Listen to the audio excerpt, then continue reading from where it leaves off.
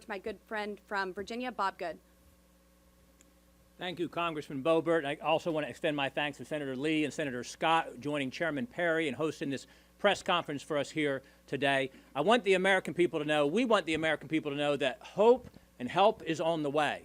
This is not yesteryear's Republican House conference.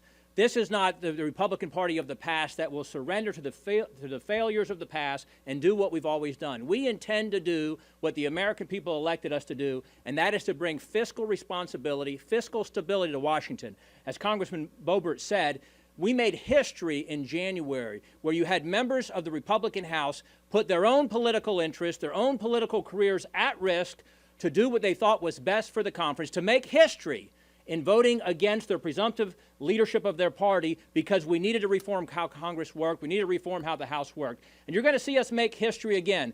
We're freshmen, Congressman Donalds, Congressman Boebert and I, but the veterans who are here today will tell you they have never been able to cut spending since they've been serving in Congress. We've never cut spending on the House side in modern times. We're going to do that. I'm going to have the opportunity tomorrow as part of the Budget Committee to question President Biden's budget director. It's kind of funny that they even have a budget director, but for the spender-in-chief and for his budget director, Young, I want to try to help them a little bit of basic economic fiscal literacy.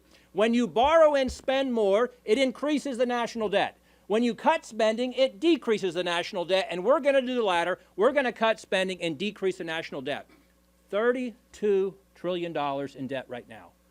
$100,000 per American citizen, an inconceivable number, an astronomical amount, $400,000 for a family of four. That's your share of the national debt. Debt to GDP, 125%, hasn't been that high in 80 years since World War II.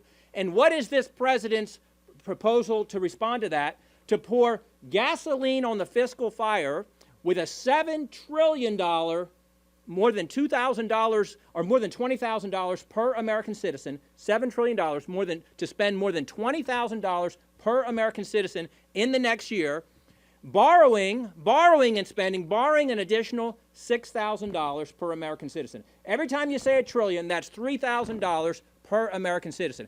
We're not going to let that happen. The House Freedom Caucus is committed to leading, to helping the Republican House, which is united on this. The Speaker is united on this. The narrative and the conversation has changed, not to will we cut spending, but how much spending we will cut and how we'll cut that spending. That's the new narrative. The House Freedom Caucus is leading on that. I'm proud to stand here with my colleagues today, and I want to introduce